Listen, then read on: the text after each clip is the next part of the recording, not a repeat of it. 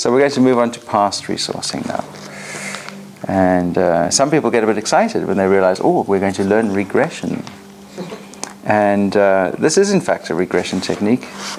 And it is a regression technique that has the capacity to help the client get back to whatever the root cause is of their presenting emotional challenge or spiritual challenge.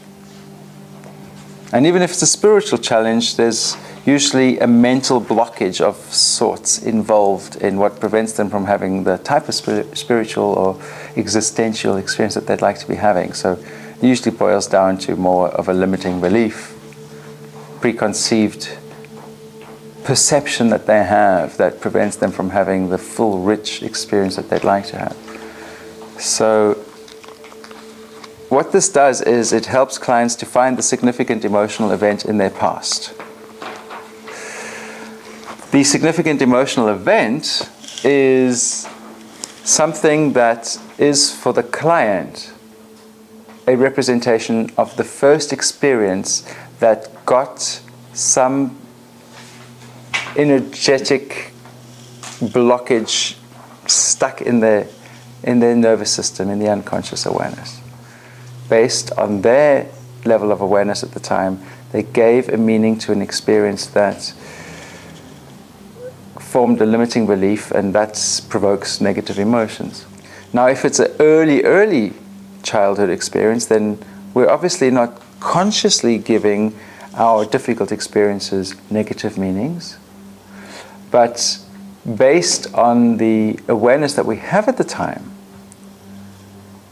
we unconsciously allocate a certain meaning to the experience. And if that is not a useful one that serves us in any positive kind of way later on in life, it can develop into a negative belief, and it will bring into our experience more of the same type of stuff that gravitates towards us because of that residue of something that still exists inside us. And then we have further experiences that validate it, and so it becomes a hardwired belief system in the unconscious, and the belief system just becomes even more potent and keeps attracting more of the same types of experiences into our life, all because of a significant emotional event way back when.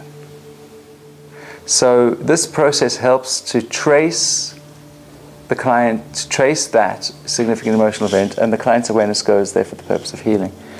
And it allows for the possibility that it could be pre-conscious.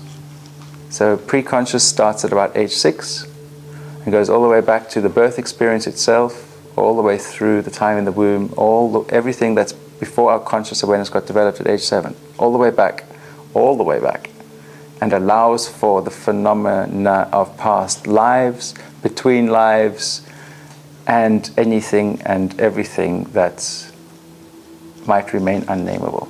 It works with that. I've had clients regress to metaphoric, vague sort of memories that they couldn't make any sense of. So it's easy to assume maybe it's a past life. As ASE facilitators, we don't get excited about that at all. We go with what the client gave us. At the end of the day, no matter what they give us, if it was last year or 10,000 years ago, it's a metaphor. It's an internal representation. Every memory is an internal representation, and every internal representation is a metaphor, because it is the current form of something that happened in the past, of how we are now internalizing that experience. So the unconscious mind provides us with the appropriate healing metaphor in the form of a memory. And sometimes we don't really think of it as a memory because it just doesn't make sense. We don't even know if it is a memory. It's just what comes up. So as ASE facilitators, we work with whatever the client gives us, knowing that the process will take them to wherever they need to go and connect with the appropriate metaphor. So it might well be a memory of a few years ago. It might well be a young childhood memory. And they consciously remember the memory. That frequently happens. And we go with what they give us. And other times it's the birth experience. And I've had a client, and I guided him back, and suddenly he was like, his head was jolting back like this. He was going, he didn't know what to make of his experience. Was my mind read? I asked him, what's going on? He goes, I don't know. And he's just like, he's getting more and more uncomfortable. I just said, tell me where you are, because that's an important part of the process. Just let me know what's going on. Because we need to find out what's going on before we've got something to heal in the past. And as soon as we know what it is, we dissociate the client again, bring them back. So I'm helping him to get in touch with it, and he's going, and suddenly his body relaxed a little bit, and he was in awe of what was happening, but he wasn't yet comfortable. But he wasn't squirming anymore, and he just said, I think I'm being born. No. And that was indeed the case. And as he came out, he was aware, now dissociated, observing his own birth. And that proved to be the root cause of his claustrophobia. And he was 1 month overdue. He didn't know that, though, until this experience. And was that through this process? Past resourcing. And so he was 1 month overdue. It was very tight in there. And he didn't know that. He phoned his mum that night, and he found out that he was 1 month overdue in that way.